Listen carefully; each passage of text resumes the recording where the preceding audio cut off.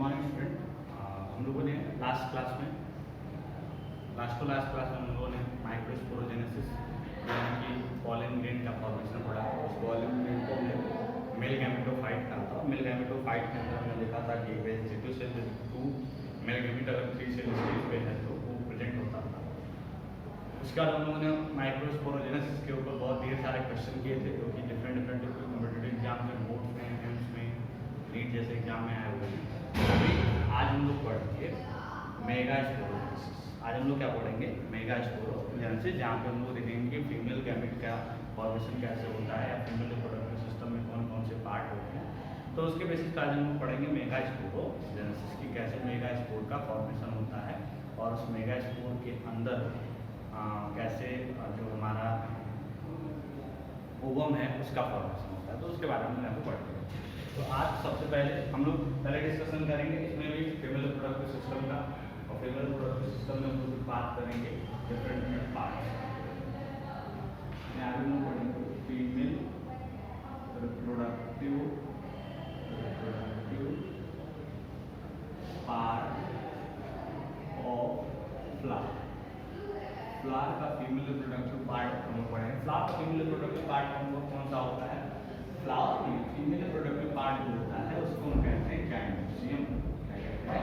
Gynoecium. Start याद करो, मैंने जब स्टार्टिंग में फ्लावर के पार्ट पढ़ाते तो आपको बताया था कि गाइनोसियम क्या होता था। एक वर्ड है, ग्रुप का नाम है। इस गाइनोसियम को क्या कहते हैं? फीमेल रिप्रोडक्टिव पार्ट कहते थे फ्लावर का। इस गाइनोसियम का एक यूनिट यानी कि एक सिंगल मेम्ब्रेन को हम क्या कहते थे? कार्पेल कहते थे। एक सिंगल मेम्ब्रेन को क्या कहते थे? कार्पेल। तो गाइनोसियम का एक सिंगल मेम्ब्रेन क्या होगा? कार्पेल होगा। गाइनोसियम क्या है? कार्पेल्स का वॉल है, कार्पेल का ग्रुप। ठीक है। ये जो गाइनोसियम है, ये गाइनोसियम के अंदर, जो गाइनोसियम है, इस गाइनोसियम के अंदर एक सिंगल कार्पेल भी हो सकता है और एक से ज्यादा कार्पेल भी हो सकते हैं। गाइनोसियम का टाइप देखो, क्लासिफिकेशन सुनो। अगर पूरे फ्लावर के अंदर जो गाइनोसियम है या पूरा फ्लावर जो है, फ्लावर के अंदर अगर सिंगल कार्पेल है तो ऐसे फ्लावर को या ऐसे गाइनोसियम को हम कहते हैं मोनोकार्पेलरी। क्या कहते हैं? मोनोकार्पेलरी। ठीक है। इसको क्या कहते हैं? मोनोकार्पेलरी। जैसे बहुत सारे ऐसे प्लांट्स हैं जो मोनोकार्पेलरी होते हैं, जैसे कि उसमें प्लांट आपकी किताब में दिया हुआ है हिबिस्कस। प्लांट का नाम दिया हुआ है हिबिस्कस, एक फ्लावर का नाम दिया हुआ है। और ऐसे प्लांट जिसके में मल्टीपल कार्पेल हो,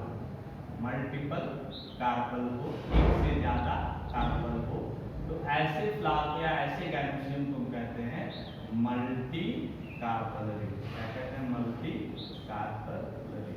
ठीक है। हम क्या कहते हैं? Multi carpel. अगर ध्यान समझो, अगर एक कार्पेल है पूरे के पूरे फ्लावर, तो ऐसे फ्लावर को या ऐसे गाइनोसियम को क्या कहेंगे? मोनोकार्पेल। और अगर एक से ज्यादा फ्लावर कार्पेल है, वहाँ पे एक से ज्यादा कार्पेल है, एक से ज्यादा वहाँ पे तुमको अगर स्टिल दिख रहा है तो उसको कहेंगे मल्टी कार्पेलरी कहेंगे। तो ये जो मल्टी कार्पेलरी वाले फ्लावर होते हैं, इसमें 2 केसेस आते हैं। क्या क्या केसेस आते हैं? उससे आगे चलते 2 केसेस ये आते हैं कि जितने भी अगर उसमें कार्पेल है, जैसे मान लो ये एक कार्पेल हो गए। अगर एक फ्लावर में एक कार्पेल है तो ये क्या है? मोनोकार्पेल। अगर एक फ्लावर में एक फ्लावर था, इस फ्लावर के अंदर अगर एक से ज्यादा कार्पेल, तो ये क्या हो जाएगा? Multi carpel. एक फ्लावर के अंदर 2-3 कार्पेल है तो क्या कहेंगे? Multi carpel. अब ये मल्टी कार्पेल में हो सकता है कि ये तीनों जो कार्पेल हैं ये अलग अलग फ्लावर के अंदर अलग सेपरेट होकर, ठीक है, या फिर ये तीनों के तीनों क्या आपस में फ्यूज है। तो अगर यहाँ पे कार्पेल एक दूसरे से फ्यूज है तो ऐसे को हम कहते हैं सिंक कार्पेल। क्या कहते हैं? Syncarpel, syncarpellary. क्या कहेंगे? Syncarpel. और अगर सब के सब फ्री हैं, एक दूसरे से अलग हैं, अगर सब के सब फ्री हैं यानी एक दूसरे से सेपरेट हैं, तो ऐसे फ्लावर को या ऐसे अगर हमारा जो गाइनोसियम है उसको हम कहेंगे एपोकार्पेल। तो क्या कहेंगे? एपोकार्पेल। आप किताब में इसका एग्जाम्पल में दिया हुआ है, सिंह कार्पेंटर का एग्जाम्पल आपकी किताब में दिया हुआ है, वहाँ पे पेपरेवर काली मिर्च, ठीक है। और एपोकार्बोलरी का दिया हुआ है माइकेलिया, क्या दिया हुआ है माइकेलिया। तो ये तीनों एग्जाम्पल बहुत इंपॉर्टेंट है, आपको याद रखने होंगे कि मल्टी कार्बोलरी कौन कौन से माइकेलिया है, पेपरेवर क्या मल्टी कार्बोलरी। मल्टी कार्बोलरी के अंदर फ्यूज्ड कार्बोल वाले कौन से हैं, तो पेपरेवर है। फ्री कार्बोल वाला कौन सा है, तो माइकेलिया है। और अगर मल्टी कार्बोलरी, अगर एक सिंगल कार्बोल उसमें कहेंगे मोनो कार्बोलरी, और उसमें कौन सा है हिबिस्कस नाम का वहाँ पे प्लांट उनको वहाँ पे देखने को मिलेगा। क्लियर है, बात समझ में आई। अब सिंग कार्बोलरी या सिंग कार्बोल यूज कर सकते हो, कोई दिक्कत नहीं, ठीक है। फ्लावर, तो ये फ्लावर का या मतलब डायमेंशन का डिवीजन है on the basis of number and position, या नंबर एंड उसके फ्यूजन या फ्री होने पे डिपेंडेंट है ये क्लासिफिकेशन। अभी देखो ध्यान से यहाँ, अभी कार्बन का स्ट्रक्चर यहाँ पे, अगर यहाँ पे कार्बन का स्ट्रक्चर, अगर एक कार्बन का फिगर बनाया है, सिंपल सा कार्बन या फिर क्रिस्टल का फिगर बनाया है, तो क्या क्या बातें हैं, एक सिंपल सा क्या क्या पार्ट्स होंगे। सबसे पहले कार्बन क्या होता है कि अपने बेसल पोजीशन नीचे, बेस पे नीचे वाला पार्ट, कार्बन का जो नीचे वाला पार्ट होता है, ये नीचे वाला पार्ट एक स्वलन पार्ट होता है, खुला हुआ पार्ट हमको दिखेगा, बहुत ब्रॉड स्ट्रक्चर दिखेगा। इस पार्ट को हम कहते हैं ओवरी। क्या कहते हैं, ओवरी। ये ओवरी जो है ये ट्यूब से कनेक्टेड होती है, ऐसे ट्यूब बनाएंगे और ट्यूब ऊपर जाके फ्लैट स्ट्रक्चर में होती है, फ्लैट स्ट्रक्चर बनाएंगे, फ्लैट शेप वहाँ पे पोजीशन बनाए, पार्ट बनाए। इस फ्लैट पार्ट को जहाँ पे कोई चीज वहाँ पे लैंड कर सके, इस पार्ट को हम कहते हैं स्टिग्मा। क्या कहते हैं, स्टिग्मा। जो फ्लैट वाला पोजीशन है उसको कहते हैं स्टिग्मा। नीचे जो ब्रॉड वाला पार्ट है उसको कहते हैं ओवरी। और इस स्टिग्मा और ओवरी को कनेक्ट करने वाला ये जो ट्यूब दिख रहा है, ये जो ट्यूब दिख रहा है, इस ट्यूब को हम कहते हैं यहाँ पे स्टाइल। इस ट्यूब को क्या कहते हैं, स्टाइल। क्लियर है, इस ट्यूब को कहते हैं स्टाइल। तो स्टिग्मा प्रेजेंट सबसे ऊपर जो लैंडिंग प्लेटफॉर्म है, जहाँ पे अगर कोई चीज हमको इसके अंदर एंट्री करानी है तो वहाँ पे लाके उसको लैंड करानी है। यानी कि पॉलन ग्रेन को अगर यहाँ पे मेल गैमेट सेंड कर भेजना होता है तो पॉलन ग्रेन ड्यूरिंग पॉलिनेशन जब आता है तो कहाँ पे लैंड करता है, स्टिग्मा पे लैंड करता है। तो ये वाला पार्ट क्या होता है, स्टिग्मा। जहाँ इस पोजीशन में जो फ्लैट पार्ट आपको दिखेगा, जहाँ पे आके वो कोई चीज लैंड करेगा वो स्टिग्मा हो जाएगा। नीचे जो ब्रॉड पार्ट है इसको हम कहते हैं ओवरी। दोनों को कनेक्ट करने वाला जो ट्यूब इसको क्या कहते हैं, स्टाइल। अभी देखो ध्यान से, इस ओवरी के अंदर, इस ओवरी का जो इंटरनल स्ट्रक्चर जब देखोगे, अंदर से जब स्ट्रक्चर देखोगे, तो इस ओवरी के अंदर बहुत सारे आपको कंटिन्यूअस या पैचेस के फॉर्म में बहुत सारे ऐसे स्पॉट देखेंगे, ऐसे ऐसे बहुत सारे स्पॉट देखेंगे। सकता है बहुत सारे हो सकता है सिंगल, ठीक है। ओवरी के अंदर ये जो स्पॉट आपको दिख रहा है, इस स्पॉट एक्चुअल में क्यूसन लाइक स्ट्रक्चर होता है, क्यूसन गद्दे के जैसा, क्यूसन लाइक स्ट्रक्चर, ठीक है। क्यूसन लाइक स्ट्रक्चर अगर ओवरी के अंदर देखोगे तो ओवरी के अंदर बहुत सारे ऐसे क्यूसन लाइक गद्दे के जैसे गद्दीदार स्ट्रक्चर, बहुत सॉफ्ट गद्दीदार स्ट्रक्चर आपको देखने को मिलेंगे। इस स्ट्रक्चर को हम कहते हैं प्लासेंटा। क्या कहते हैं, प्लासेंटा। इस स्ट्रक्चर को कहते हैं प्लासेंटा। इन एक्चुअल में प्लेसेंटा इस ओवरी का वो पार्ट होता है जहाँ पे ओव्यूल अटैच होता है। ओव्यूल क्या होता है, अटैच होता है। अभी ओव्यूल क्या होता है बता, ठीक है। अब ये जो ओवरी का पार्ट है यहाँ पे ओव्यूल क्या होता है, अटैच होता है। जैसे मान लो इस ओवरी के अंदर एक और, यहाँ पे ओवरी के अंदर एक और नियरली ओवल शेप का स्ट्रक्चर प्रेजेंट होता है। मान लो ये ओवल शेप का स्ट्रक्चर हो गया, ठीक है। एक ओवरी के अंदर ओवल शेप का स्ट्रक्चर होता है। जिस ओवल शेप के स्ट्रक्चर, ओवल शेप का स्ट्रक्चर होता है वो एक स्टार्च से, डंडे के जैसे स्ट्रक्चर से जुड़ा होता है, किससे, प्लेसेंटा से। तो ये जो ओवरी, ये ओवल स्ट्रक्चर जो इस ओवरी के अंदर आप देख रहे हो, इस स्ट्रक्चर को हम कहते हैं ओव्यूल। क्या कहते हैं, ओव्यूल। इस स्ट्रक्चर को क्या कहते हैं, ओव्यूल। तो सिंपल सा मतलब क्या था कि कार्पेल के तीन पार्ट, स्टिग्मा, स्टाइल और ओवरी। ओवरी के अंदर क्यूसन लाइक स्ट्रक्चर, गद्दी जैसा स्ट्रक्चर है, उसको क्या कहते हैं, प्लेसेंटा। इसी प्लेसेंटा में क्या होता है कि एक ओव्यूल जो होता है, ओव्यूल क्या होता है, ओव्यूल एक पार्ट होता है फीमेल रिप्रोडक्टिव सिस्टम का। ओव्यूल क्या होता है कि जाकर उससे कनेक्टेड रहता है स्टार्च के थ्रू, एक स्टार्च के थ्रू कनेक्टेड रहता है, ये जो स्टार्क इसको कनेक्ट कर रहा है, इस कनेक्टिंग स्टार्क को हम कहते हैं फ्यूनिकल। इस कनेक्टिंग स्टार्क को क्या कहते हैं? फ्यूनिकल है। ठीक है, ये जो डंडा जो ओव्यूल को ओवरी के वॉल से कनेक्ट कर रहा है यानी प्लेसेंटा से कनेक्ट कर रहा है उसको क्या कहते हैं? फ्यूनिकल। अभी ध्यान दो, एक ओवरी के अंदर हो सकता है कि एक सिंगल ओव्यूल प्रेजेंट। एक ओवरी के अंदर एक सिंगल ओव्यूल जैसे मैंने यहाँ पे बनाया है, हो सकता है एक ओवरी के अंदर एक सिंगल ओव्यूल, या हो सकता है एक ओवरी के अंदर एक से ज्यादा ओव्यूल प्रेजेंट। अभी सुनो, मैंने तुमको जब पढ़ाया था first chapter reproduction in organism, तो आपको बताया था कि जो ओव्यूल होता है ये आफ्टर रिप्रोडक्शन क्या बनाता है? सीड बनाता है। और ओवरी क्या बनाता है? आफ्टर रिप्रोडक्शन फ्रूट बनाता है। तो देखो कभी कभी वहां पे जब तुम कभी कभी एग्जाम में ऐसा पूछ लिया जाता है कि ovary with single ovule and ovary with multiple ovule. ऐसी ओवरी बताइए जो एक सिंगल ओव्यूल के साथ हो, और ऐसी ओवरी बताइए जो एक मल्टीपल ओव्यूल के साथ प्रेजेंट हो। तो कैसे पहचानोगे सिंगल किस ओवरी में सिंगल ओव्यूल होता है और किस ओवरी में मल्टीपल ओव्यूल होता है? अगर ओवरी फ्रूट बना रही है और इस फ्रूट के इस ओवरी के अंदर अगर एक ओव्यूल प्रेजेंट है, तो इस फ्रूट के अंदर कितना सीड प्रेजेंट होगा? 1 सीड प्रेजेंट। अगर सिंगल ओव्यूल प्रेजेंट है तो सिंगल फ्रूट बनेगा, और सिंगल ओवरी के अंदर अगर सिंगल ओव्यूल प्रेजेंट है तो सिंगल सीड बनेगा।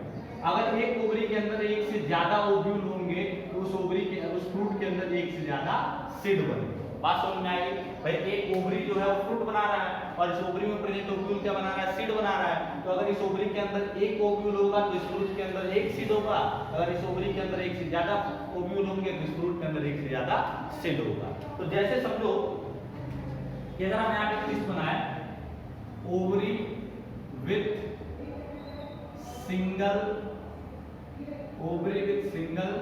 ओव्यूल, ऐसी ओवरी जिसमें सिंगल ओव्यूल हो। तो अब ध्यान से मुझे बताना कौन कौन से प्लांट का नाम आपने सुना है जिसमें एक फ्रूट के अंदर सिंगल सीड होता है? जैसे आपने मैंगो का नाम सुना, मैंगो एक फ्रूट के अंदर एक सीड होता है, पढ़ा था ना? एक फ्रूट के अंदर एक सीड होता है। आप व्हीट देखो, व्हीट जो आपका गेहूं होता है, उस गेहूं में क्या होता है कि एक जो उसमें से एक सीड, उसमें से अगर एक अगर ग्रेन निकाल दो तो एक ग्रेन के अंदर एक ही सीड होता है।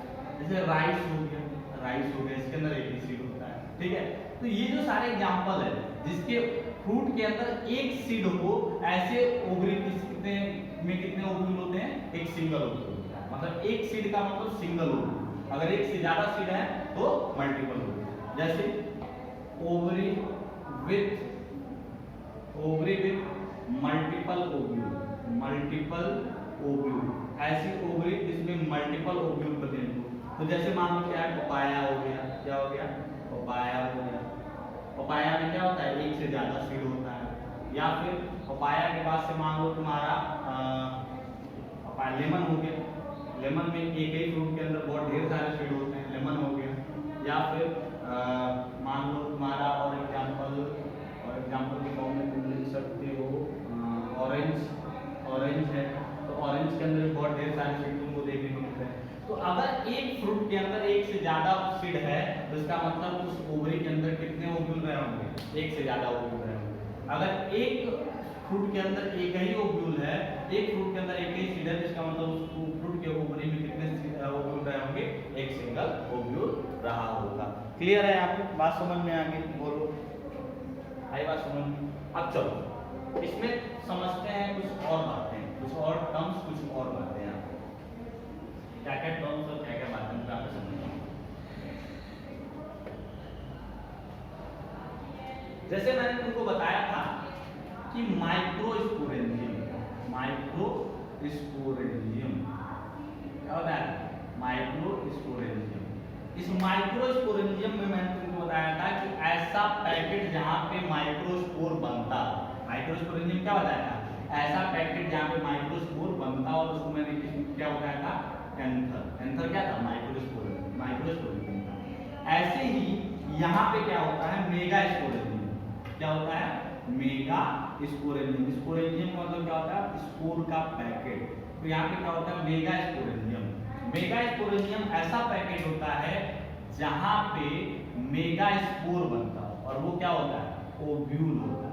क्या होता है, ओव्यूल। ओव्यूल के अंदर ही मेगा स्पोर बनता है, इसलिए मेगा स्पोरेंजियम का काम कौन करता है, ये ओव्यूल। इस ओवरी के अंदर जो ओव्यूल है, इसी के अंदर मेगा स्पोर बनेगा, और मेगा स्पोर में जो फीमेल रिप्रोडक्टिव पार्ट का जो भी फीमेल गैमेट होगा वो वहीं पर बनेगा। क्लियर है?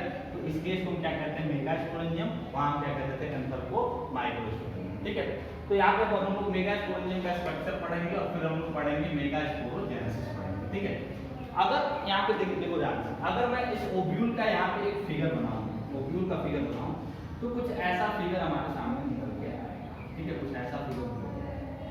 ये जो ओव्यूल होता है, इस ओव्यूल का में क्या होता है, इस ओव्यूल, एक ओव्यूल है, इस ओव्यूल के अंदर क्या है कि ये जो डंडे वाला स्ट्रक्चर है, ये जो डंडे वाला स्ट्रक्चर, ये डंडे वाला स्ट्रक्चर इसको ले जाके कहाँ पे जोड़ता है, ऐसे यहाँ पे इसको डंडे वाला स्ट्रक्चर इसको लाके कहाँ पे जोड़ता है, हमारे ओवरी के प्लेसेंटा पे। तो इसको हम क्या कहते हैं, फ्यूनिकल।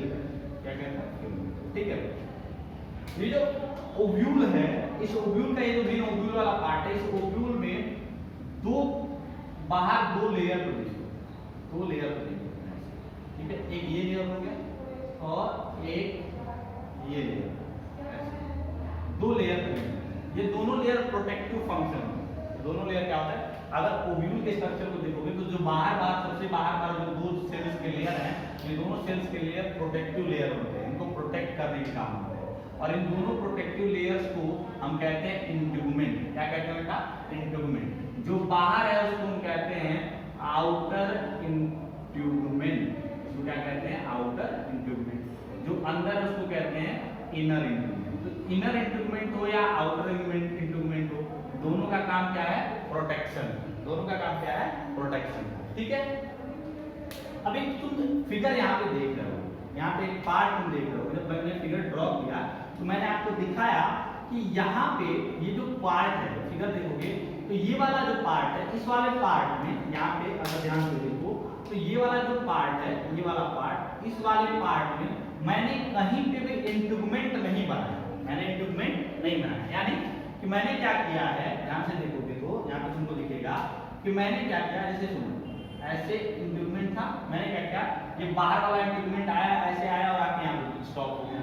अंदर वाला इंट्यूगमेंट आया, आके यहाँ पे स्टॉप हो गया। ये दोनों इंट्यूगमेंट के एंड आके पहले वाले से मिल नहीं रहे, यानी कि यहाँ पे इंट्यूगमेंट क्या है, एब्सेंट है। और यहाँ पे इंट्यूगमेंट एब्सेंट है क्योंकि ये प्रोटेक्टिव लेयर है। और इसको जैसे मान लो, समझो कि जैसे हम लोगों ने इस पढ़ा था वहाँ पे स्पोरोपोलिन का एंजाइम लेयर, तो एंजाइम लेयर पूरा बनता था और फिर जहाँ पे स्पोरोपोलिन एब्सेंट होता था वहाँ पे पोर बन जाता था। तो ऐसे ही यहाँ पे पूरा का पूरा ओव्यूल बना है, और जहाँ पे ओव्यूल प्रेजेंट नहीं है वहाँ पे क्या बन गया है, पोर बन गया। उस पर्टिकुलर पोर को हम कहते हैं माइक्रोपाइल। उस पोर को क्या कहते हैं, माइक्रोपाइल। तो ये जो पोर आपको दिख रहा है, इस पोर को हम कहते हैं माइक्रोपाइल। इस पोर को क्या कहते हैं, माइक्रोपाइल। ठीक है, अब सुनो ध्यान से, यहां तक का पार्ट तुम्हारा क्या है, ओव्यूल है, और उसके नीचे का पार्ट क्या है, फ्यूनिकल है। तो जहां पे फ्यूनिकल ओव्यूल से मिल रहा है, यानी ये वाला रीजन, ये वाला रीजन जहां पे फ्यूनिकल जाके किससे मिल रहा है, ओव्यूल से मिल रहा है, इस वाले रीजन को हम कहते हैं हाइलम रीजन। क्या कहते हैं, हाइलम रीजन। इसको क्या कहते हैं, hilum. Hilum is the region या हाइलम जो है एक पार्ट है ओव्यूल का, जहां पे फ्यूनिकल जाके ओव्यूल से मिलता है, फ्यूनिकल ओव्यूल से मिलता है और वहां पे अटैच होता है, उस पार्ट को क्या कहते हैं, हाइलम। तो फ्यूनिकल का एक एंड कहां पे जाके जुड़ता है, हाइलम में, और एक एंड कहां पे जाके जुड़ता है, प्लेसेंटा से। क्लियर है, कोई दिक्कत तो नहीं। तो ये वाला एंड कहां पे जाके जुड़ेगा, प्लेसेंटा से, और ये वाला एंड कहां पे जाके जुड़ेगा, हाइलम से। तो मैं इसको जो लाइन मैंने यहाँ पे बनाया इसको मिटा देता हूं, बस इतना याद रखना कि वो पार्ट ओवरी का, ओव्यूल का वो पार्ट जहां पे फ्यूनिकल जाके ओव्यूल से मिलता है, उस पार्ट को क्या कहते हैं, हाइलम। उस पार्ट को क्या कहते हैं, हाइलम। तो ये हाइलम हो गया, ये माइक्रोपाइल जहां पे इंट्यूगमेंट एब्सेंट और वहां पे पोर बन गया, उस पोर को क्या कहते हैं, माइक्रोपाइल। और ये जो स्टार्ट है उसको क्या कहते हैं, फ्यूनिकल। ठीक है, अब इस इंट्यूगमेंट के अंदर, इस इंट्यूगमेंट के अंदर बहुत ढेर सारे सेल्स ऐसे प्रेजेंट होते हैं, बहुत ढेर सारे सेल्स प्रेजेंट होते हैं, एकदम पूरा भरा होता है, बहुत ढेर सारे सेल्स, बहुत ढेर सारे सेल्स ऐसे पूरा ही इनर इंट्यूगमेंट के अंदर का जो स्पेस है ये पूरा ऐसे बहुत ढेर सारे सेल से भरा हुआ है। ठीक है, इस सेल जो पूरा का पूरा जो सेल इसके अंदर भरा हुआ है, इस सेल्स को, पूरे सेल वाले रीजन को हम कहते हैं न्यूक्लियस। इस सेल वाले रीजन को क्या कहते हैं? न्यूक्लियस। इस सेल वाले रीजन को क्या कहते हैं? न्यूक्लियस। जो बाहर जो लेयर दो प्रोटीन दोस्तों हमने कहा इंटीग्रेट, इन दोनों का काम क्या था? इन दोनों का काम था प्रोटेक्शन। इन दोनों का काम क्या था? प्रोटेक्शन काम था। ये ओव्यूल को प्रोटेक्ट करते हैं। इस प्रोटेक्टिव लेयर के अंदर ये बहुत ढेर सारे सेल्स प्रेजेंट हैं। इन सेल्स के ग्रुप को हम कहते हैं न्यूक्लियस। इस न्यूक्लियस के अंदर रिजर्व फूड मटेरियल होता है। रिजर्व फूड मटेरियल का मतलब इसके अंदर फूड जो होते हैं वो स्टोर होते हैं। फूड के मटेरियल ग्लूकोज का बहुत ढेर सारे न्यूट्रिएंट्स इस सेल के अंदर क्या होंगे? स्टोर होंगे। और इस न्यूक्लियस का फिर अगर फूड स्टोरेज है तो न्यूक्लियस का काम क्या हो गया? न्यूट्रिशन। न्यूक्लियस का काम क्या हो गया? न्यूट्रिशन। बात समझ में आई कि नहीं है? देखो आउटर इंटीग्रेट और इनर इंटीग्रेट से जो प्रोटेक्शन काम करते थे, इनर इंटीग्रेट के अंदर का जो स्पेस खाली था वहां पे क्या भरा हुआ था? एक स्पेशल टाइप का सेल, जिस सेल को हम क्या कहते हैं? न्यूक्लियस। पूरे ग्रुप को, और न्यूक्लियस के अंदर कुछ फूड मटेरियल स्टोर है और उस फूड मटेरियल की स्टोरेज की वजह से न्यूक्लियस क्या प्रोवाइड करता है? न्यूट्रिशन प्रोवाइड करता है। क्लियर? बात समझ में आ गई? अब ध्यान से सुनो, ये वाला जो रीजन है, क्योंकि यहाँ पे माइक्रोपाइल प्रेजेंट है, तो ये वाला जो रीजन है, इस रीजन को या इस वाले एंड को, ये वाला जो एंड है, इस एंड को कहते हैं माइक्रोपाइलर एंड। क्या कहते हैं? Micropylar end of what? Ovule. Ovule का माइक्रोपाइलर एंड वो एंड है जिस एंड पे क्या प्रेजेंट है? Micropylar and. इसके जस्ट अपोजिट जो ये ब्रॉड रीजन आपको दिख रहा है, ये वाला है, इस ब्रॉड रीजन को हम कहते हैं चैलेंजा। इसको क्या कहते हैं? चैलेंजा, या फिर इसको कह सकते हैं चैलेंजल एंड। क्या कह सकते हैं? चैलेंजल एंड। तो चैलेंजा या चैलेंजल एंड कहां प्रेजेंट होता है? माइक्रोपाइलर रीजन के जस्ट अपोजिट दूसरे एंड पे, दूसरे पॉइंट पे जो ब्रॉड रीजन, इस रीजन को क्या कहते हैं? चैलेंजा या फिर चैलेंजल एंड कहते हैं। बात समझ में आ गई? ध्यान से समझो। डंडी जो इसको अटैच कर रहा है फ्यूनिकल, फ्यूनिकल जहां ओव्यूल से अटैच हो रहा है हाइलम। जो ओव्यूल का स्ट्रक्चर अगर देखेंगे तो बाहर बाहर जो लेयर प्रेजेंट उनको आउटर इंटीग्रेट, इनर इंटीग्रेट काम क्या है? प्रोटेक्शन। इसके अंदर जो स्पेस है वो न्यूक्लियस सेल से भरा हुआ है, जिसके अंदर फूड मटेरियल स्टोर होता है और क्या काम करता है? वो न्यूट्रिशन का। ऐसा पॉइंट जहां पे इंटीग्रेट अब्सेंट है और वहां पे क्या प्रेजेंट है? पोर प्रेजेंट है। उस पोर को क्या कहते हैं? माइक्रोपाइल। जिस रीजन में माइक्रोपाइल प्रेजेंट उसको माइक्रोपाइलर एंड, और उसके जस्ट अपोजिट वाले को क्या कहते हैं? चैलेंजल एंड कहते हैं। क्लियर? जस्ट अपोजिट वाले सेल को क्या कहते हैं? चैलेंजल एंड कहते हैं। ठीक है, तो ये स्टार्टिंग का पहले का स्ट्रक्चर है। ये मतलब बिफोर बिफोर मेगा स्पोरोजेनेसिस में ये सारे स्ट्रक्चर हमारे जो ओव्यूल का स्ट्रक्चर जो होता है उसके अंदर का ये पार्ट सारे होते हैं, जब मेगा स्पोरोजेनेसिस अभी स्टार्ट नहीं हुआ होता है। ठीक है, इसको ये स्ट्रक्चर ऑफ क्या है? फीमेल या फिर स्ट्रक्चर ऑफ मेगा स्पोरोजेनियम। ये है क्या ऊपर? स्ट्रक्चर ऑफ ये मेगा स्पोरोजेनियम। क्या फिगर किसका है? फिगर है मेगा स्पोरोजेनियम। इसका फिगर है मेगा स्पोरोजेनियम, यानी मेगा स्पोरोजेनियम मतलब व्हाट? ओव्यूल का फिगर। ठीक है, किसका फिगर है? ओव्यूल। ठीक है, बात समझ में आ गई? अभी इसको मिटा, ये तो समझ में आ गया होगा। इसको मिटा के फिर हम लोग आगे मेगा स्पोरोजेनियम देखेंगे, सॉरी मेगा स्पोरोजेनेसिस देखेंगे।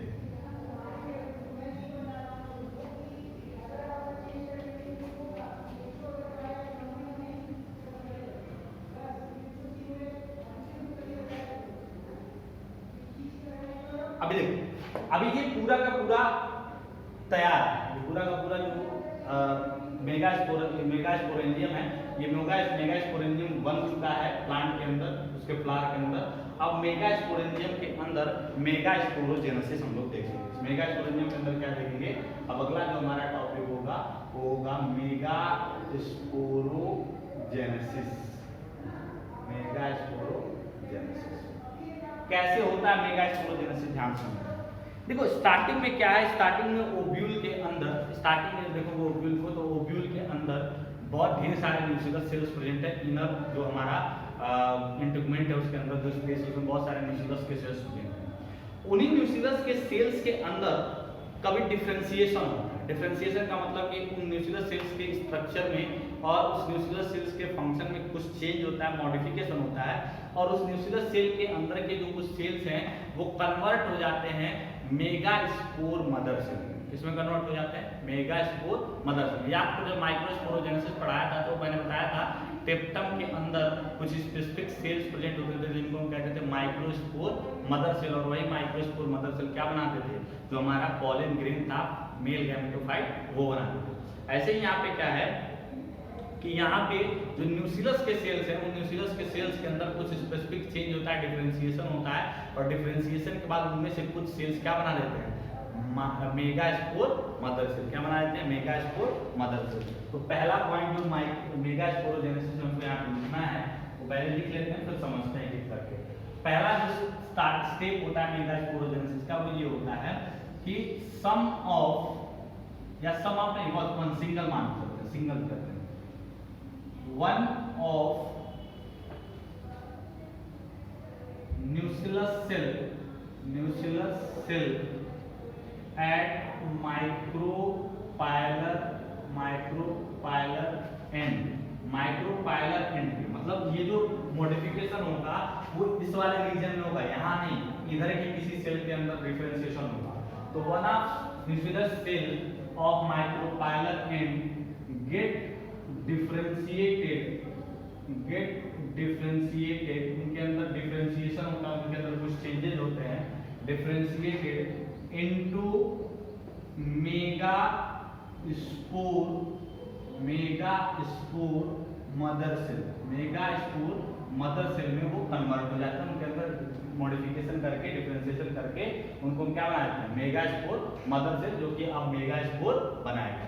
अच्छा, मेगास्पोर मदर सेल मैंने कहा तो यानी कि इसकी प्लॉइडी क्या होगी, 2n होगी भाई, क्योंकि अभी मेगास्पोर तो बनाया है नहीं, और मेगास्पोर बनाएगा तो किससे बनाएगा, 2n से ही बनाएगा। प्लांट के बाकी सारे जो सेल्स होते हैं, जो एंजियोस्पर्म के, क्या होते हैं, 2n होते हैं, बस मेगास्पोर या गैमीट ही क्या होता है, n टाइप का होता है, तो इसलिए मेगास्पोर मदर सेल की प्लॉइडी क्या हो जाएगी, 2n हो जाएगी। ठीक है, अब अगला देखो ध्यान से, द मेगास्पोर मदर सेल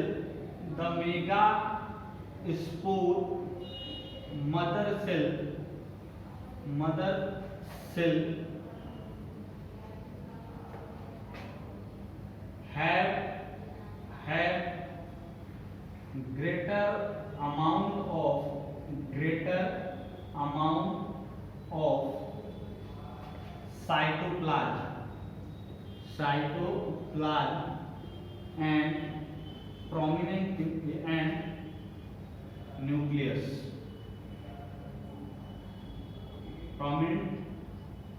यहाँ पे greater amount of cytoplasm and larger nucleus का साइज उसमें क्या होगा, लार्ज। अब देखो ध्यान से, यहाँ पे जब इसका फिगर बनाओगे, यहाँ पे अब जो फिगर नया बनाओगे तो फिगर तुमको कुछ ऐसा देखने को मिलेगा। ये तुम्हारा क्या हो गया, ये हो गया आउटर इंटुगमेंट, ठीक है, ये हो गया इनर इंटुगमेंट, ठीक है, और इस आउटर इंटुगमेंट और इनर इंटुगमेंट में क्या होगा कि ये एक स्पेसिफिक सेल होगा, जो स्पेसिफिक सेल क्या बन चुका है, मेगास्पोर मदर सेल, और इसके सराउंडिंग में ये क्या भरे होंगे, न्यूक्लियस के सेल्स, न्यूक्लियस के सेल्स ऐसे भरे, ये ऐसे न्यूक्लियस के सेल्स भरे।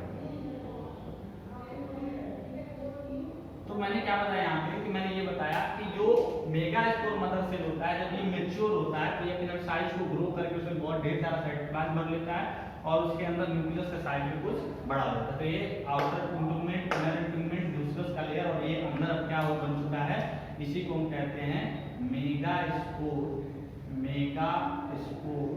Mother cell.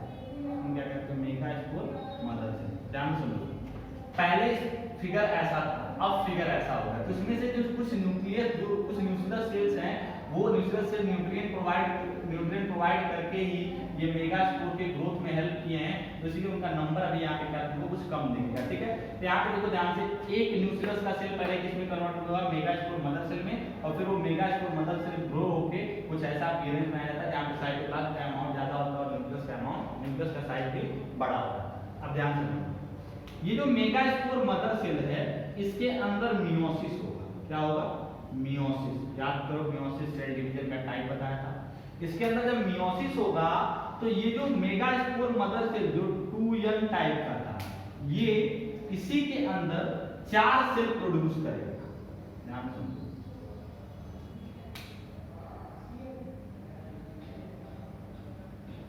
देखो मियोसिस में एक सेल से कितने सेल प्रोड्यूस होते हैं, 4 सेल। तो कुछ ऐसा इसका अपीयरेंस आपको वहां पे देखने को मिलेगा।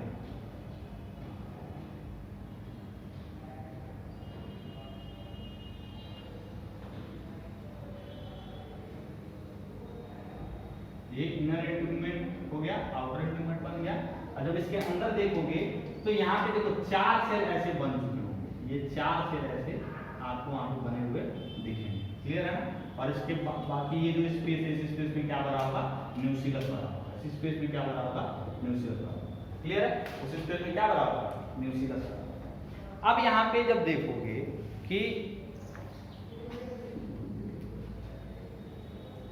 यहाँ पे ध्यान से देखो, एक बार मियोसिस हुआ, मियोसिस से एक सेल से कितने सेल बन गए, 4 सेल। याद करो वहां भी कितने सेल बनते थे, एक जो हमारा माइक्रोस्पोर मदर सेल था उसके डिवीजन से 4 सेल बनते थे। तो यहाँ पे भी 4 सेल बने, इन चारों को मिला के हम इसको क्या कह सकते हैं, मेगास्पोर टेट्राड। क्या कह सकते हैं, मेगास्पोर टेट्राड। वहां पे क्या बनता था, माइक्रोस्पोर टेट्राड बनता था। तो एक मेगास्पोर मदर सेल डिवाइड हुआ, 4 मेगास्पोर टेट्राड, 4 सेल्स बने, मेगास्पोर बने, जिनको हमने मिला के क्या कहा, मेगास्पोर टेट्राड। सो क्या कहा, मेगास्पोर टेट्राड। आज समझ में आ रही है। अब यहां से देखिए, ये हमारा कौन सा एंड है, ये हमारा एंड है माइक्रोपाइलर एंड। कौन सा एंड है, माइक्रोपाइलर एंड। और ये कौन सा एंड है, चैलेंजर एंड। अब ध्यान से समझना है यहाँ पे बात, इस 4 मेगास्पोर टेट्राड के लिए 4 जो मेगास्पोर है, इनमें से जो माइक्रोपाइलर एंड की तरफ ये 3 जो मेगास्पोर हैं, ये जो 3 मेगास्पोर जो नीचे की तरफ है, कहां पे, माइक्रोपाइलर एंड की तरफ, और एक मेगास्पोर कहां पे है, चैलेंजर एंड की तरफ। ये 3 क्या हो जाएंगे, डीजेनरेट हो जाएंगे। क्या हो जाएंगे, डीजेनरेट, यानी कि वो नष्ट हो जाएंगे, तो वो क्या हो जाएंगे, खत्म हो जाएंगे, डीजेनरेट हो जाएंगे। और एक जो मेगास्पोर है जो कि नाम प्रेजेंट है चैलेंजर एंड की तरफ, ये मेगास्पोर क्या होगा, फंक्शनल होगा। मतलब यही आगे चल के फंक्शनिंग करके क्या बनाएगा, वहां पे आगे चल के फंक्शनिंग करके और फीमेल गैमेट बनाएगा। तो ध्यान से समझो, माइक्रोस्पोरोजेनेसिस में एक माइक्रोस्पोर टेट्राड में 4 माइक्रोस्पोर बनते थे, और चारों क्या होते थे, फंक्शनल होते थे, और आगे चल के पॉलन ग्रेन बनाते थे। लेकिन यहाँ पे एक मेगास्पोर मदर सेल डिवाइड करके मेगास्पोर टेट्राड बनाएगी।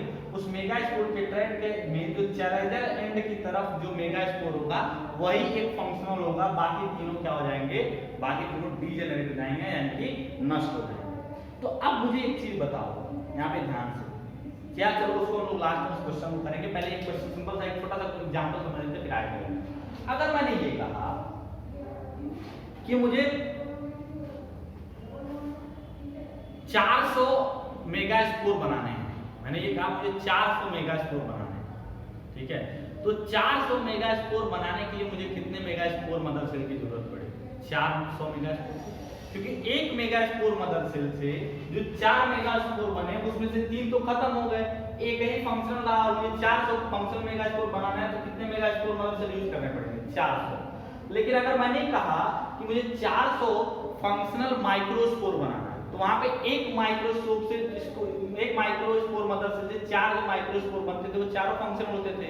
तो यानी कि 100 माइक्रोस्पोर मदर सेल थे, जो 400 मतलब माइक्रोस्पोर मदर सेल बनेंगे, वो सब के सब क्या होंगे, हम 4 माइक्रोस्पोर जो बनेंगे सब के सब क्या होंगे, फंक्शनल होंगे। तो यहाँ पे क्वेश्चन में डिफरेंस है, इसमें जितना मेगास्पोर बनाना है उतना मेगास्पोर मदर सेल लेना पड़ेगा, और वहां पे जितना माइक्रोस्पोर बनाना है उसके 1/4 क्या लेना पड़ेगा, माइक्रोस्पोर मदर सेल लेना पड़ेगा। तो बहुत सारे क्वेश्चन आए हैं जो मैं बताऊंगा आगे चल के।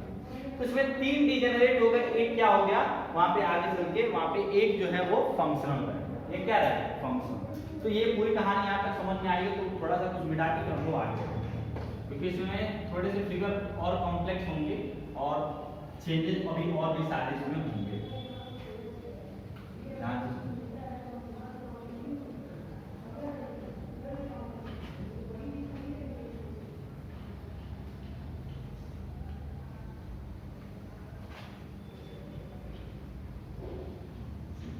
इसको भी मिटा देते हैं, हम पढ़ते भी रहेंगे और लाइन्स भी लिखते रहेंगे यहाँ पे। चलो अभी देखो ध्यान से, यहाँ पे एक लाइन लिखते हैं फिर आगे बढ़ते हैं। Megaspore mother cell, megaspore mother cell undergo meiosis to produce megaspore tetrad, megaspore tetrad having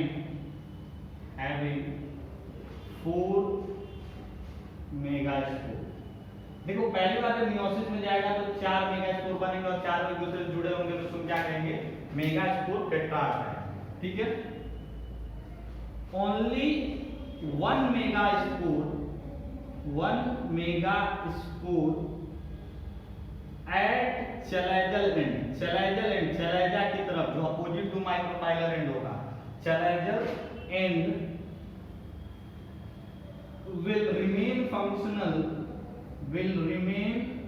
उनमें से सिर्फ चैलेजल एंड की तरफ जो मेगा स्पोर होगा वो फंक्शनल होगा, रेस्ट ऑफ ऑल या rest 3 will degenerate, rest 3 will degenerate, बाकी के 3 होंगे वो 3 क्या हो जाएंगे, डीजेनरेट हो जाएंगे यानी कि नष्ट हो जाएंगे। क्लियर, बात समझ में आ गई? तो यहाँ पे ध्यान समझो, अभी एक फिगर हम लोग ऐसा ड्रा करते हैं, एक फिगर कुछ ऐसा करते हैं। मान लो कि ये हमारा जो है ये चैलेजर एंड की तरफ का फंक्शनल मेगा स्पोर है, ठीक है, फंक्शनल मेगा स्पोर है, कहाँ का, चैलेजर एंड का। तो बना लेते हैं यहाँ पर, ये हमारा आउटर इंस्ट्रूमेंट, ये हमारा इनर इंस्ट्रूमेंट, और ये मान लो कि जो मेगा स्पोर हमारा था, जो फंक्शनल एक बचा हुआ था, बाकी 3 तो खत्म हो गए थे, तो जो फंक्शनल मेगा स्पोर बचा था कहाँ पे, चैलेजा एंड पे। तो इसी को थोड़ा सा डिटेल में यहाँ पे पढ़ेंगे अपने इसमें, थोड़ा सा लास्ट करके पढ़ेंगे। तो ये जो चैलेजा एंड पे मेगा स्पोर बचा है, इस मेगा स्पोर पे एक न्यूक्लियस होगा, ऐसे एक न्यूक्लियस है। इस मेगा स्पोर, ये जो मेगा स्पोर बना है, इस मेगा स्पोर को हम कहते हैं, इस मेगा स्पोर को कहते हैं फीमेल गैमेटोफाइट। इसको हम क्या कहते हैं, फीमेल गैमेटोफाइट। ध्यान से समझना, फीमेल या मेगा स्पोरेंजियम किसको कहते थे, ओव्यूल को, क्योंकि उसके अंदर स्पोर बन रहा है और इस स्पोर के अंदर गैमीट बनेगा, इसलिए इसको क्या कहेंगे, फीमेल गैमेटोफाइट। फीमेल गैमीट बनेगा इसलिए इसको क्या कहेंगे, फीमेल गैमेटोफाइट। जैसे पॉलन ग्रेन के अंदर मेल गैमीट बनता था तो उसको क्या कहते थे, मेल गैमेटोफाइट। ठीक है, ध्यान समझना कैसे गैमीट बनता है इसके अंदर, वो हम ध्यान देते हैं। सबसे पहले क्या होगा कि जो ये न्यूक्लियस है, इस मेगा स्पोर का जो न्यूक्लियस है, ये न्यूक्लियस अपने पोजीशन पे 2 पार्ट, यानी इसके अंदर क्या होगा, माइटोसिस होगा। पहला जो स्टेज इसके अंदर क्या होगा, देखो बहुत ढेर सारे सेल डिवीजन होने हैं। ये जो फीमेल गैमेटोफाइट या जो फंक्शनल मेगा स्पोर है, इस फंक्शनल मेगा स्पोर में माइटोसिस होगा। क्या होगा, माइटोसिस। माइटोसिस का मतलब कि अगर ये एन टाइप का है तो बाकी जो सेल बनेंगे वो क्या होंगे, एन टाइप। लेकिन इस माइटोसिस में एक चीज समझना, सिर्फ कैरियोकाइनेसिस होगा। क्या होगा, कैरियोकाइनेसिस, यानी कि यहाँ पे सेल डिवाइड नहीं होगा, सिर्फ किसके अंदर डिवाइड होगा, न्यूक्लियस के अंदर। कैसा डिवीजन, माइटोसिस डिवीजन, यानी कि एन टाइप का न्यूक्लियस जब डिवाइड होगा तो 2 नए न्यूक्लियस बनाएगा जो भी किस टाइप के होंगे, एन टाइप के होंगे। क्लियर, तो यहाँ पे जब माइटोसिस होगा तो इस माइटोसिस में 2 एन टाइप के न्यूक्लियस बनेंगे और फिर वो दोनों एन टाइप के न्यूक्लियस अपोजिट डायरेक्शन में मूव कर जाएंगे। एक चला जाएगा किसके तरफ, चैलेजर एंड की तरफ, और एक चला जाएगा किसकी तरफ, माइक्रोपाइलर एंड की तरफ। अगर मैं यहाँ पे लिख के चलूं तो ये जो एंड है, मान लो ये एंड क्या है, माइक्रोपाइलर एंड, पाइलर एंड, इसका ये माइक्रोपाइलर एंड है, ठीक है, और ये क्या है इसका, चैलेजर एंड, तो ये क्या हो जाएगा, चैलेजर एंड। ठीक है, ध्यान सुनो। क्या हुआ कि इस न्यूक्लियस के अंदर माइटोसिस हुआ, सिर्फ कैरियोकाइनेसिस, साइटोकाइनेसिस नहीं हुआ, 2 न्यूक्लियस बने, दोनों न्यूक्लियस अपोजिट डायरेक्शन में मूव कर जाएंगे। एक पहुंच जाएगा चैलेजर एंड को और एक पहुंच जाएगा कहां पे, हमारे माइक्रोपाइलर एंड को। तो हमारा नेक्स्ट फिगर बनने जा रहा है, कुछ ऐसा फिगर बनेगा हमारा, ऐसे न्यूक्लियस 2 पार्ट में डिवाइड हो चुका है, यानी कि 2 न्यूक्लियस बन चुके हैं। एक न्यूक्लियस पहुंच चुका है चैलेजर एंड पे, एक न्यूक्लियस पहुंच चुका है हमारे माइक्रोपाइलर एंड पे। क्लियर, बात समझ में आई? यहाँ पे इन दोनों न्यूक्लियस के अंदर माइटोसिस होगा, माइटोसिस, सिर्फ कैरियोकाइनेसिस होगा। क्या होगा, कैरियोकाइनेसिस, मतलब जितनी बार यहाँ पे माइटोसिस मैं कह रहा हूँ वहां पे सिर्फ कैरियोकाइनेसिस होगा, सिर्फ न्यूक्लियस डिवाइड होगा, सेल डिवाइड नहीं होगा। तो मान लो यहाँ पे और यहाँ पे हुआ तो दो यहाँ पे न्यूक्लियस बन गए, दो यहाँ पे न्यूक्लियस बन गए। तो अगला जो मेरा फिगर जो हमारा बनने जा रहा है कुछ ऐसा फिगर बनने जा रहा है।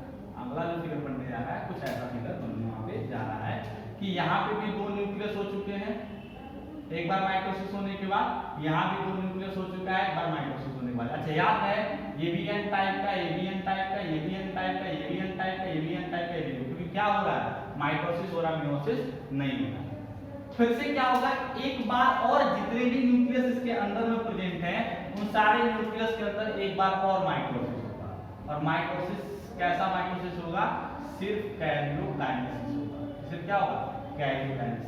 तो यहाँ पे जब माइटोसिस हुआ तो 4 सेल बन गए और यहाँ पे माइटोसिस हुआ तो कितने बन गए? 4 सेल। यानी ध्यान से समझे तो कैरियोकाइनेसिस जो हमारा माइक्रोस्पोर था उसमें जब एक सेल था, एक न्यूक्लियस था, तो पहले फिगर बनाते हैं फिर इसको मैं एक्सप्लेन करता हूँ।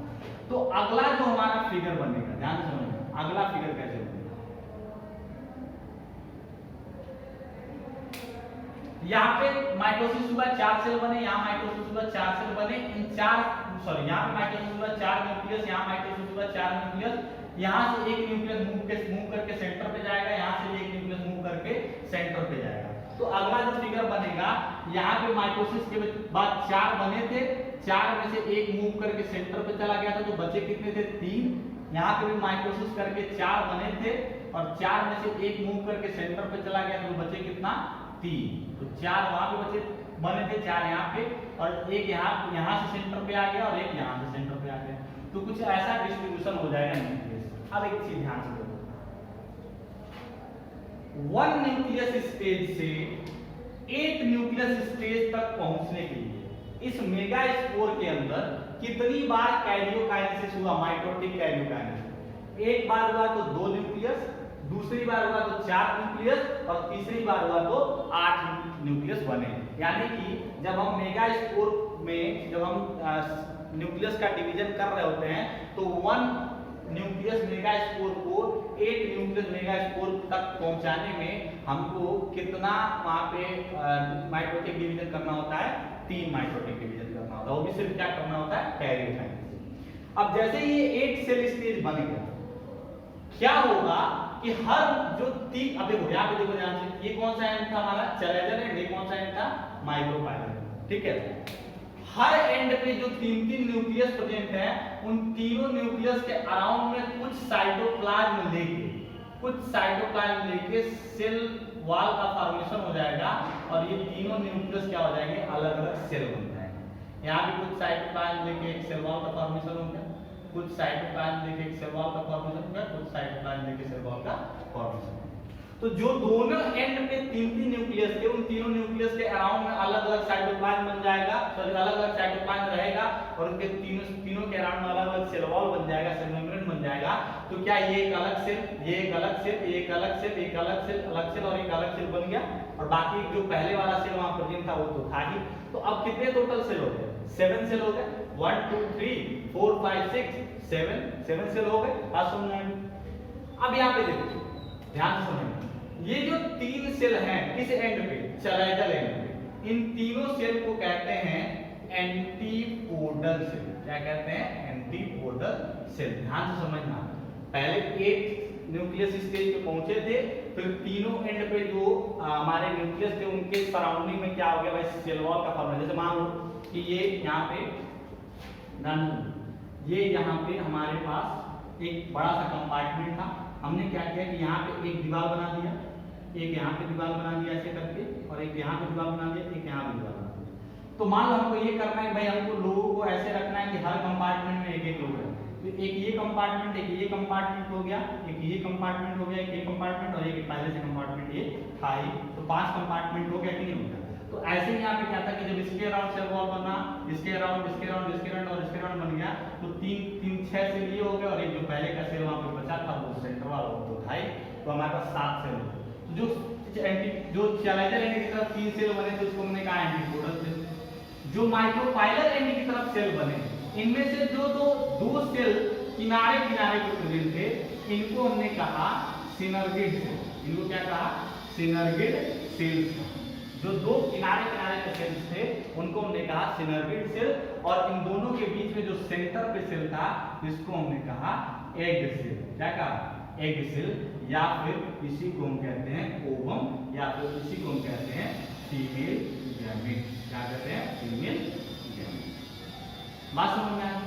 तो यानी कि देखो अभी ये मेगास्पोर से फीमेल गैमेटोफाइट बनने में क्या क्या कन्वर्जन हुआ। मेगास्पोर में कैरियोकाइनेसिस हुआ न्यूक्लियस वाला, तो पहला जो सेल बना उसमें 2 न्यूक्लियस थे, फिर कैरियोकाइनेसिस हुआ 4 न्यूक्लियस, फिर कैरियोकाइनेसिस हुआ 8 न्यूक्लियस, जिसमें 3 दोनों एंड पे और 2 कहां पे थे? बीच में। जो एंड पे थे उनके चारों तरफ सेल वॉल का फॉर्मेशन हो गया, तो 3 सेल बन गए, बीच वाले बीच में एक नया सेल लेकर आए। तो ये जो बन गया, ये जो स्ट्रक्चर आपको दिख रहा है, इसी स्ट्रक्चर को हम क्या कहते हैं? Female gametophyte. क्या कहते हैं इसको? Female gametophyte. तो अब एक ध्यान से समझना, फीमेल गैमेटोफाइट जो होता है इसकी एक विशेषता है। फीमेल गैमेटोफाइट जो होता है ये 8 न्यूक्लिएटेड, ये क्या होता है? 8 न्यूक्लिएटेड 7 सेल स्टेज होता है। क्या होता है? 8 न्यूक्लिएटेड 7 सेल स्टेज होता है। ध्यान समझो क्यों मैंने कहा female gametophyte 8 nucleated 7 cell stage है। इस फीमेल गैमेटोफाइट के अंदर न्यूक्लियस काउंट करोगे तो 1 2 3 4 5 6 7 8 न्यूक्लियस हो गया। लेकिन जब सेल काउंट करोगे तो 1 2 3 4 5 6 और 1 7 सेल हो गया। ये जो बीच में सेल आपको दिख रहा है, इस बड़े वाले सेल को कहते हैं सेंट्रल सेल। क्या कहते हैं? सेंट्रल सेल कहते हैं। और इस सेंट्रल सेल के अंदर 2 न्यूक्लियस प्रेजेंट हमारा होता है। क्लियर है बात समझ में आ गई? बोलो फीमेल गैमेटोफाइट कैसे बना और कैसे उसमें एग सेल बना, वो समझ में आ गया। तो एग सेल कहाँ प्रेजेंट होता है? माइक्रोफाइलर एंड की तरफ बीच में, और जो हमारा एंटीपोडल सेल वो कहाँ प्रेजेंट होता है? चलेजल एंड की तरफ। कितने नंबर में? 3 नंबर में। और बाकी जो एक सेल के दोनों साइड में जो सेल होते हैं उनको क्या कहते हैं? सिनर्जिड सेल कहते हैं। क्लियर है बात समझ में आ गई? बोलो यहाँ पे। तो ये यहाँ पे आपको पूरा का पूरा मेगास्पोरोजेनेसिस और कैसे मेगास्पोर यानी कि जो फीमेल गैमेटोफाइट है उस फीमेल गैमेटोफाइट को हमने यहाँ पे दिखाया। अब एक चीज समझना, जो ये मेगास्पोर आप देख रहे हो, इस मेगास्पोर को जब आप ये मेगास्पोर देख रहे हो, तो इस मेगास्पोर में जब फीमेल गैमेटोफाइट बना तो फीमेल गैमेटोफाइट 8 न्यूक्लिएटेड 7 स्टेज का बना, 8 न्यूक्लिएटेड 7 सेल स्टेज का बनाया है। बात समझ में आ गई? अब इसी को हम कहते हैं, इसी को हम क्या कहते हैं? Female gametophyte. इसी को, ये जो मेगास्पोर का जो फीमेल गैमेटोफाइट वाला सेल, इसी को हम कहते हैं एम्ब्रायो सैक। क्या कहते हैं इसको? Embryo sac. क्यों? क्योंकि जब फर्टिलाइजेशन होगा तो इसी के अंदर एम्ब्रायो प्रेजेंट है, तो यही आगे चल के एम्ब्रायो सैक बना देगा। बात समझ में आ गई? और यही फिर आगे चल के क्या बनाएगा? सीड बनाएगा। बात समझ में आ गई? कोई दिक्कत है? बोलो। अब एक चीज और, ये जो सिनर्गिड सेल हैं इनको एग से, भाई ऊपर 3 एंटीपोडल थे, तीनों एक जैसे, तो उनको तो पहचान लिया। नीचे जो 2 सिनर्गिड सेल्स हैं, इन सिनर्गिड सेल को पहचानो कैसे? ये जो सिनर्गिड सेल है, इन सिनर्गिड सेल के बेस पे कुछ स्पेशल स्ट्रक्चर ऐसे प्रेजेंट होते हैं, ऐसे स्पेशल स्ट्रक्चर प्रेजेंट होते हैं। इस स्पेशल स्ट्रक्चर को कहते हैं फिलीफॉर्म अपेंडेजेस। क्या कहते हैं? Filiform appendages. ये फिलीफॉर्म अपेंडेजेस कहाँ प्रेजेंट होते हैं? ये प्रेजेंट होते हैं हमारे सिनर्गिड सेल के बेस पे। इनका काम क्या होता है? ये पॉलन ग्रेन को गाइड करते हैं, ये आपको एग सेल के पास कैसे पहुंचना है। तो ये पूरा का पूरा फिगर समझ में आया, पूरा का पूरा कॉन्सेप्ट समझ में आया कि कैसे फीमेल गैमेटोफाइट या फीमेल एम्ब्रायो सैक का फॉर्मेशन वहां पे हो रहा है। क्लियर है? चलो एक बात और, एक वर्ड यूज किया जाता है एग अपैरेटस। एक वर्ड यूज किया जाता है एग अपैरेटस। ध्यान सुनो, एग अपैरेटस क्या होता है? ये तो एग है, ये एग है, इस एग में आके फर्टिलाइजेशन करेगा मेल गैमेट, वो तो है।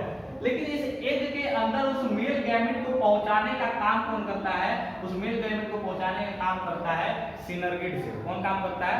सिनर्गिड सेल करता है। भाई सिनर्गिड सेल के, भाई सिनर्गिड जो सेल इसी के बेस पे फिलीफॉर्म अपेंडेजेस प्रेजेंट है। जब पॉलन ग्रेन से जब मेल गैमेट आएगा तो उसको यही गाइड करेंगे कि आपको फीमेल गैमेट को कैसे पहुंचना है। बात समझ में आई?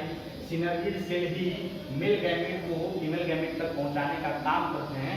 इसलिए जो एग सेल होता है उसका फर्टिलाइजेशन में सिनर्गिड हेल्प करते हैं। इसलिए उन दोनों को मिला के हम क्या कहते हैं? एग अपैरेटस करते हैं। एग अपैरेटस में क्या होगा? पहले तो एग सेल होगा ही होगा और उसके साथ क्या प्रेजेंट होगा? सिनर्गिड। तो सिनर्गिड और एग सेल, सॉरी सिनर्गिड और एग सेल दोनों को मिला के क्या कहते हैं? एग अपैरेटस कहते हैं। दोनों को मिलाकर क्या कहते हैं? एग अपैरेटस कहते हैं। क्लियर है? बात समझ में आ गई? बोलो, क्लियर है ना? तो इसको फटाफट नोट डाउन करो, एक बार उसको एनसीईआरटी में अपने पढ़ो, देखो चीजें समझ में आई, क्योंकि इसके बाद फिर हम लोग उस पर कुछ क्वेश्चंस भी करेंगे।